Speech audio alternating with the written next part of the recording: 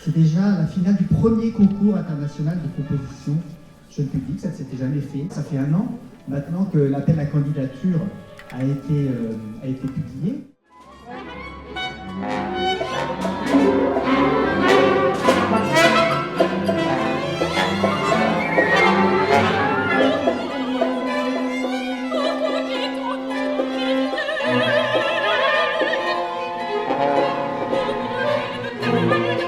On a eu le grand plaisir de recevoir plus de 60 candidatures, des compositeurs et des compositrices de 14 nationalités. Sur ces premiers candidats, donc, il y a une présélection qui a été faite par le jury. Et ce sont donc les 3 finalistes que vous allez découvrir aujourd'hui.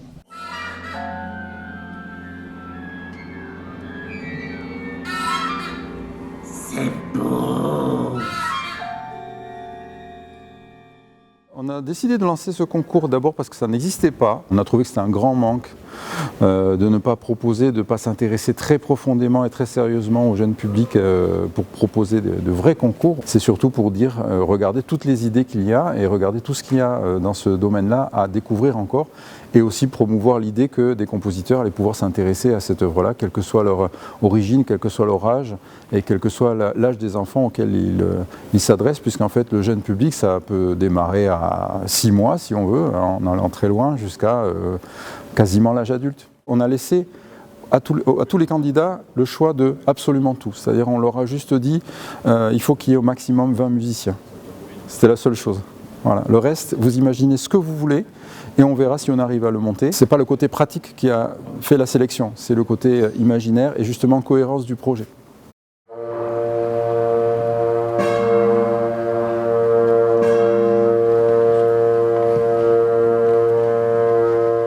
On a commencé ce matin avec un premier service technique donc pour installer les lumières, faire quelques tests de fichiers son parce qu'il y a un peu d'électronique dans la musique. Et cet après-midi, on a fait une mise en scène sans orchestre. Donc on a travaillé avec une simulation que j'ai réalisée par ordinateur avec des sons de synthèse. Et là, au moment où je vous parle, on s'approche d'un moment que j'attends beaucoup, qui est ma première répétition avec l'orchestre.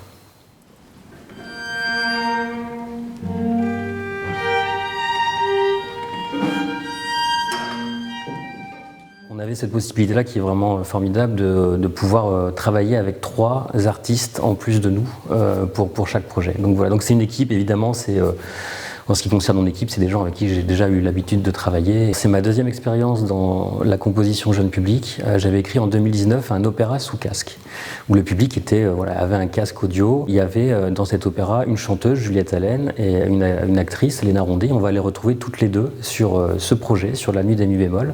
Juliette toujours en tant que chanteuse, mais cette fois Léna en tant que metteuse en scène.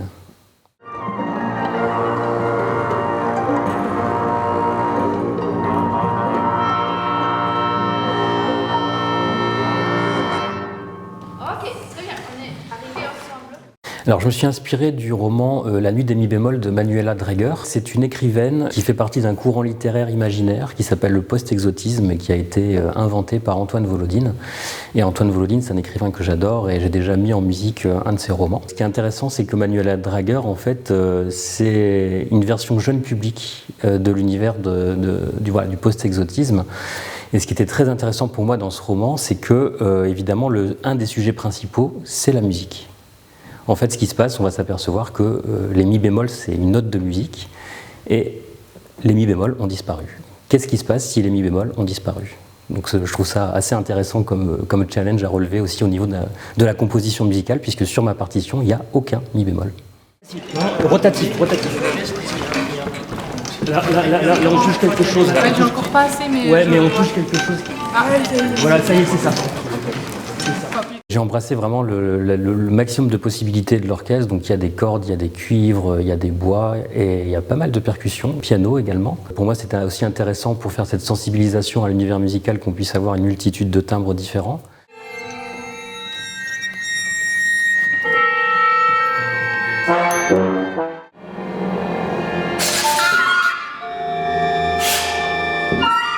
que je peux dire, c'est aussi qu'il y a une dimension électronique, donc il y a des fichiers sons qui sont déclenchés par-dessus l'électronique, qui vont se mêler un peu à cet univers-là, et des objets un peu étranges.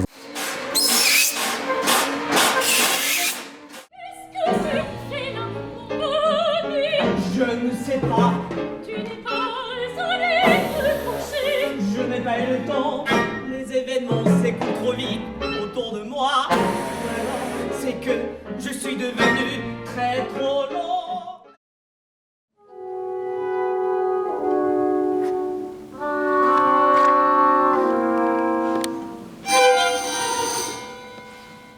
Ok. Momotaro, c'est un conte japonais qu'on connaît tous au Japon. Momotaro, c'est un petit garçon qui naît d'une grande pêche et il va faire une aventure avec ses trois amis animaux, un chien, un singe, un oiseau, et il va affronter des démons et c'est ça l'histoire. Momotaro, on dirait que c'est le conte le plus populaire au Japon et je voyais tout de suite l'image sur scène avec la grande pêche.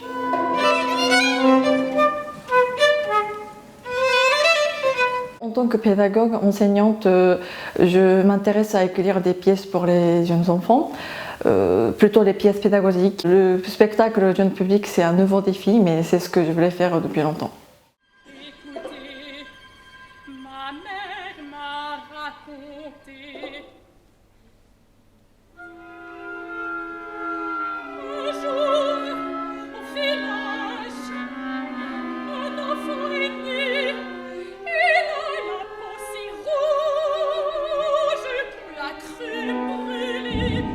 La chanteuse, elle a répété avec l'orchestre avant-hier, mais c'était pas là sur la scène avec le décor, avec le costume. Maintenant, il faut répéter dans le décor, il faut se mettre dans le décor et il faut tout voir, le timing, tout ça. J'ai imaginé une musique qui est un peu japonisante, inspirée de gagaku, musique populaire japonaise. Après, je suis plutôt musicienne formée en Europe. C'est vraiment un orchestre réduit. Il y a des cordes, il y a des bois, notamment la flûte. J'ai essayé de remettre la flûte traditionnelle japonaise dans sa sonorité de la flûte occidentale. Il y a des percussions.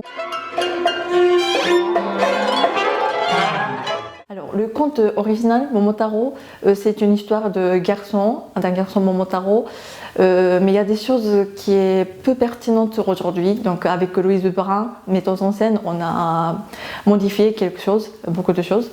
Ce n'est plus Momotaro, le garçon, c'est un enfant qui s'appelle Momo. Dans la quête de Momo, Momo ne va pas affronter des démons, mais trouver le petit ogre qui a été banni du village. Voilà, c'est ça le but de la quête.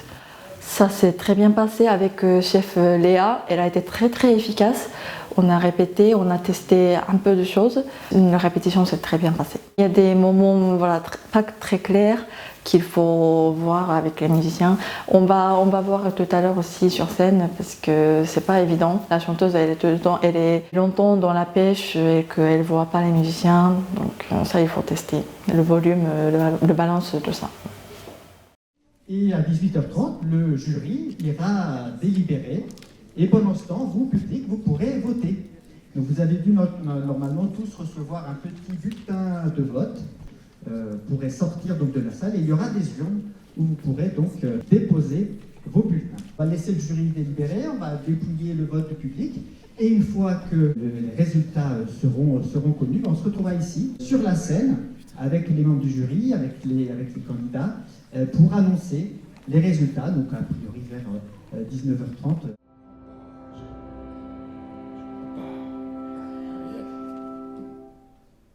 Un message codé. Ah oui, les lettres sont brouillées.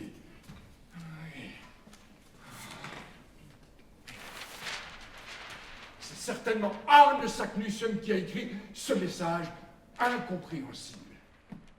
Je suis à Sochaux depuis 3 jours et sincèrement ça se passe super, on a été très bien accueillis par l'équipe technique du théâtre et surtout après la rencontre avec les musiciens de l'orchestre, avec Léa aussi, la chef d'orchestre qui va diriger les projets, donc vraiment un plaisir d'être ici et puis voilà, très très anxieux de voir comment tout ça se passe aujourd'hui sur scène parce que c'est le premier moment où on va réunir en même temps le comédien, Elliot Zunico, qui fait partie du projet, l'orchestre et toute la dimension, on va dire, scénique qu'on a imaginée. Mais il faut croire que la jeune génération de chercheurs que vous représentez s'intéresse plus à l'aventure qu'aux découvertes d'un humble scientifique. Nous sommes partis de l'idée de la conférence du professeur Lidenbrock qui vient nous raconter son extraordinaire voyage au centre de la Terre. En fait, c'est quelque chose qui est mentionné dans le livre de Jules Verne. Au retour de cet extraordinaire voyage, le professeur Lidenbrock a présenté ses découvertes à l'Académie des sciences de Hambourg. Et donc, on s'est dit, ça c'est un super pitch en fait, pour commencer. J'ai eu la chance de pouvoir collaborer avec Clara Chavalier, qui a fait la mise en scène et qui a travaillé avec moi sur l'adaptation du livret. Il y a les illustrations de Frédéric Ellis qui ont été animées par Max Deber. Vraiment beaucoup d'éléments, on va dire, scéniques. Vraiment, on utilise les ressorts du théâtre. Et après, on a plein de petits accessoires et des choses qui vont aider le comédien à raconter l'histoire. Des lunettes pour voir de près, pour voir de loin, des lunettes de soleil.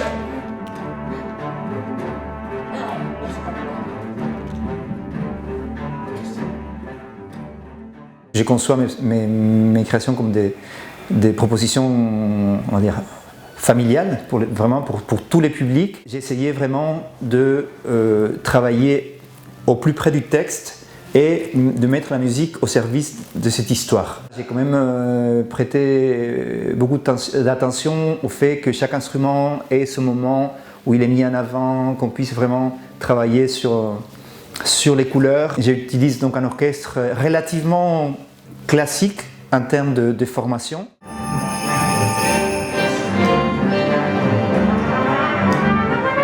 Le temps est très court, sincèrement ça s'est très bien passé. On a pu parler en détail de certaines choses, comment je voyais certains équilibres ou certains détails. Et à ce niveau-là, ce que je dois dire, c'est que j'ai trouvé l'écoute et la collaboration avec Léa précieuse. Voilà, là on a la répétition qui va, d'ailleurs on entend que les instruments sont en train de s'accorder, donc il va bientôt commencer.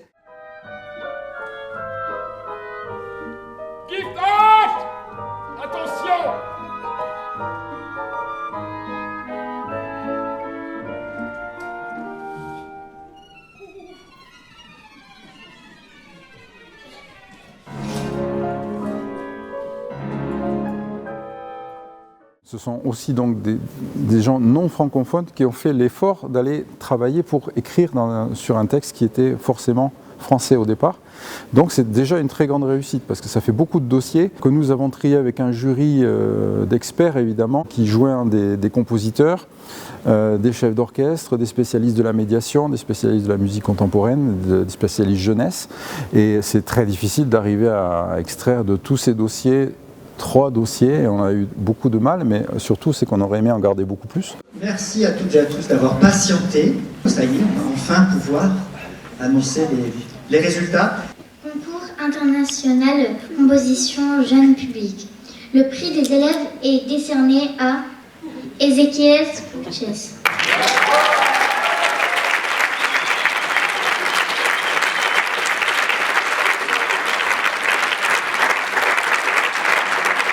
Le prix du public est décerné à Ezequiel Spouches.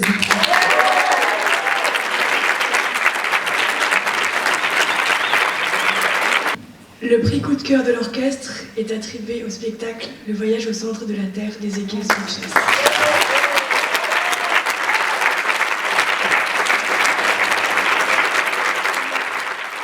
On a 3 univers, 3 langages, 3 façons de parler aux enfants, 3 façons d'imaginer la musique. Nous avons eu beaucoup de très beaux dossiers, des dossiers que nous aurions pu aussi retenir pour la finale, que nous n'avons pas pu retenir. Et là, c'est un crève-cœur de devoir faire un choix parmi les 3 spectacles que nous avons eus tout à l'heure. Le jury, après de nombreuses discussions, a été très touché par la poésie de Haru Shionoya.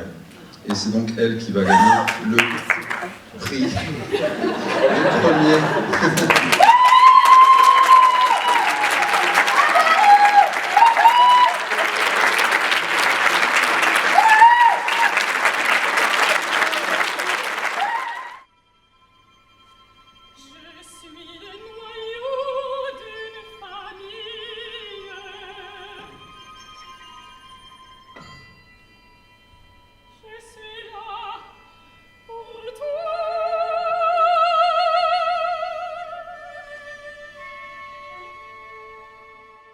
Donc rendez-vous dans un an à peu près pour découvrir le spectacle Momo l'enfant pêche en entier, ici dans le pays de Montbéliard et à Besançon. Et puis nous espérons pouvoir également bien sûr voir les deux autres spectacles complets très prochainement. Et puis peut-être une prochaine édition du concours, peut-être dans 2 ans, nous espérons. Et en tout cas, on vous donne rendez-vous pendant toute la saison au concert de l'orchestre en attendant ces échanges-là. Merci à tous d'être restés et bonne soirée.